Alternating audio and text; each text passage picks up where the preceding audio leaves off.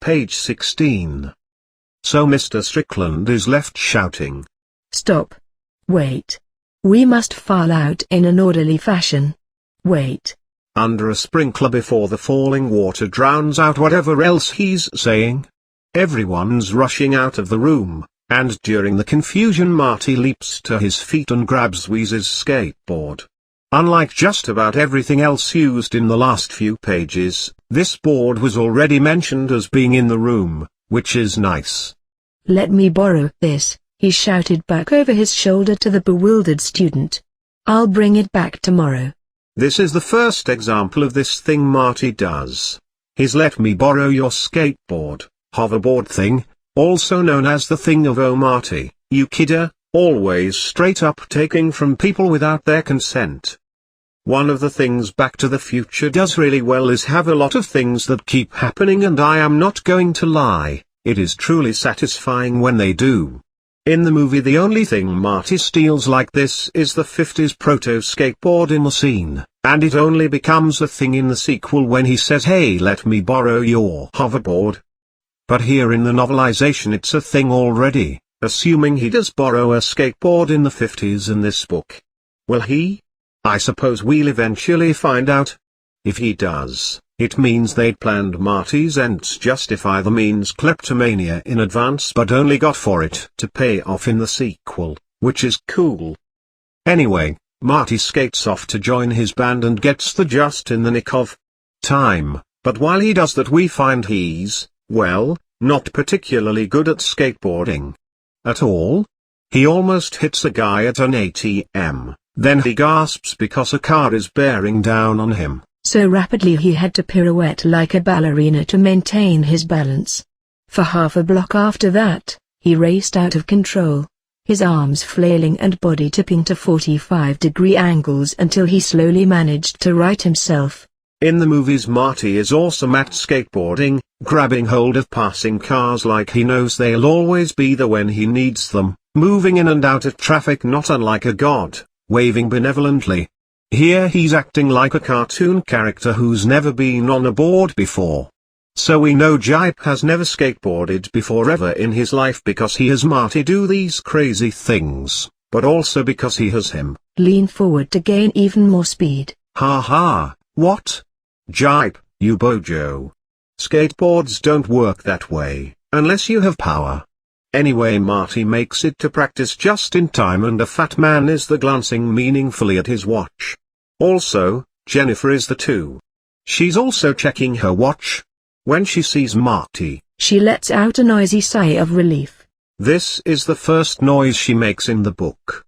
Next week, Marty rocks out, we find out who the fat man is, more noises come from Jennifer.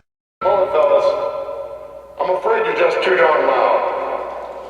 Next please. Where's the next group please? Wait, no, sorry, the line we actually get here on page 17 is the much more forgettable. That's enough. Thank you. May we hear the next group please? And the book's theme of everyone in this timeline needs better writers continues. P.S. The fat man mentioned at the end of the last update is the guy who stops them from playing. Weekend cliffhanger, resolved. What happens next? Marty and his band get kicked off the stage. Jennifer tries to be nice to Marty by saying they must have been looking for someone more like Lawrence Welk, 80s teens, always with the champagne music references. Marty gets sad and says, maybe I'm just not cut out for music. Jennifer says he's great and also the audition tape he made is great, pulls it out, and asks him to promise he'll send it into a record company. All this is decent and not too far from what's in the film. But then, Marty says, what if I send in the tape and they don't like it? I mean, what if they say I'm no good? What if they say, get out of here, kid, you got no future? I mean, I just don't think I can take that kind of rejection. I'm lying. The bold part there is all lies. What he actually says is, why should I put myself through all that anxiety? And again we gaze in awe at the power of second drafts. Luckily, in both versions, Marty realizes what he's saying and says, Jesus, I'm starting to sound like my old man. Here's what happens next in the movie, right up to the Save the Clock Tower scene. Come on, he's not that bad. At least he's letting you borrow the car tomorrow night. Check out that 4x4. That is hot. Okay, back her up. Someday, Jennifer. Someday. Wouldn't it be great? Take that truck up to the lake, throw a couple of sleeping bags in the back, lie out underneath the stars. Stop it. What?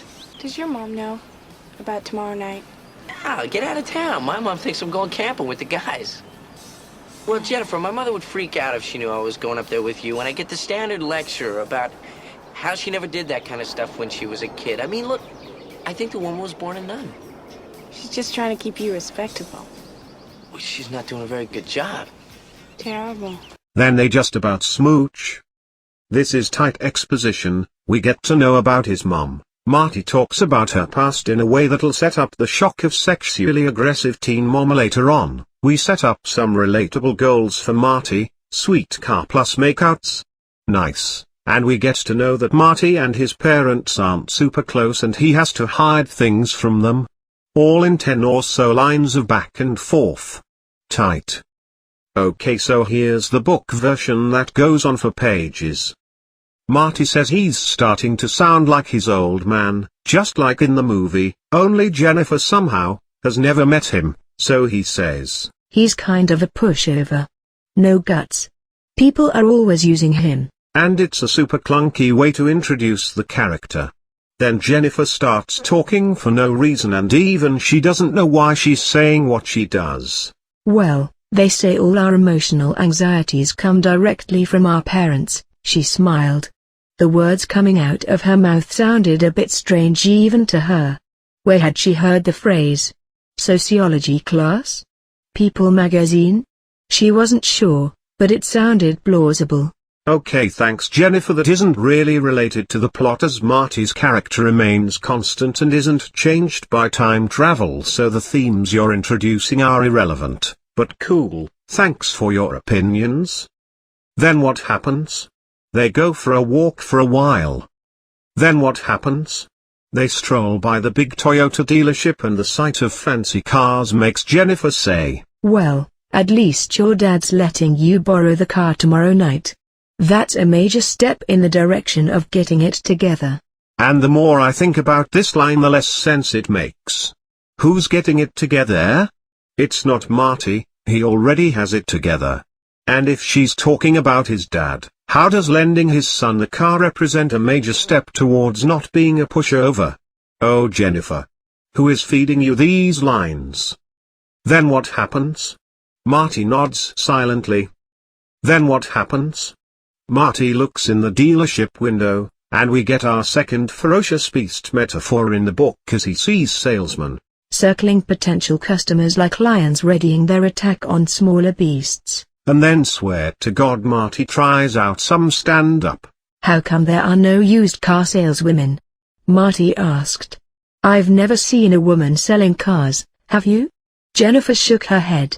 Maybe women can't lie as well as men, she offered. Marty laughed. And that brings us to page 19. There's another page and a half before someone yells, "Save the clock tower." So, that's something to look forward to, right? Maybe they'll walk around aimlessly and talk about the weather. Or maybe they'll talk about the 50s for no reason. P.S. This is what happens. Stay tuned.